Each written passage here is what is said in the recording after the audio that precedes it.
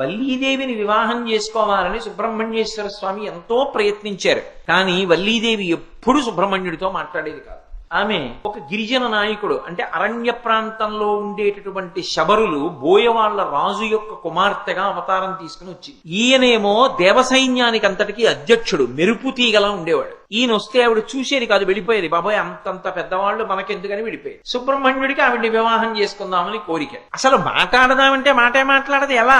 అన్నయ్యని అడిగాడు. అన్నయ్య ఎలా అన్నయ్య, అసలు నాతో మాట్లాడదు, వల్లీదేవిని వివాహం చేసుకోవాలనుకుంటున్నాను అన్నయ్య అన్నాడు. విఘ్నేశ్వరుడు ఆలోచించి అన్నాడు, నీ కోరిక తీరేటట్టుగా నేను చేస్తాను, నన్ను పూజ చెయ్యాలి. ఒక్క నమస్కారం చేశాడు అన్నయ్యకి, ప్రదక్షిణం చేసి. నేనున్నాను కదరా, నువ్వు వృద్ధ బ్రాహ్మణ రూపంలో వెళ్ళక్కడ నించో అన్నాడు.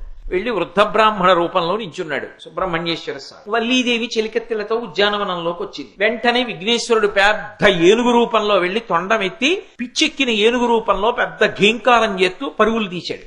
అయ్య బాబోయ్, పిచ్చెక్కిన ఏనుగు వచ్చేస్తోంది, ఎక్కడ చంపేస్తుందో అని వల్లీదేవి పరిగెత్తి వెళ్ళిపోతూ అటు ఇటు చెదిరిపోవడంలో చెలికెత్తెలందరూ రక్షించే వాళ్ళెవరని ఆలోచిస్తూ అక్కడ నిలబడిన వృద్ధ బ్రాహ్మణుణ్ణి ఓ తాతగారిని మనవరాలు పట్టుకున్నట్టు గట్టిగా కౌగిలించు. ఎప్పుడైతే వృద్ధ బ్రాహ్మణుణ్ణి కౌగిలించుకుందో విఘ్నేశ్వరుడు తన అవతారాన్ని అంతర్ధానం చేసి మాయమైపోయాడు. ఈవిడ ఏనుగు ఘీంకారం వినపట్టలేదని భయం తగ్గి కళ్ళు తెరిచి చూసేటప్పటికీ వృద్ధ బ్రాహ్మణుడు సుబ్రహ్మణ్యుడు అయిపోయాడు. ఆ తర్వాత వల్లీ కళ్యాణం అయిపోయింది. వల్లీ దేవసేన సమేత సుబ్రహ్మణ్యేశ్వర స్వామి వారు అయిపోయారు. ఇప్పుడు సుబ్రహ్మణ్యేశ్వర స్వామికి వల్లీ కళ్యాణంలో ఉపకారం చేసిన వాళ్ళు ఎవరు? విఘ్నేశ్వరుడే. చతుర్ముఖ బ్రహ్మగారు సృష్టి ప్రారంభం చేసే ముందు మొట్టమొదట ఎవరిని పూజ చేస్తాడంటే విఘ్నేశ్వరుణ్ణి. ఇంద్రాది దేవతలు ఎప్పుడైనా ఎక్కడైనా ఏదైనా దండయాత్ర చెయ్యాలంటే ఆదౌ పూజ్యో గణాధిప, మొట్టమొదటి పూజ ఎవరికి చేస్తారంటే విఘ్నేశ్వరుడికే.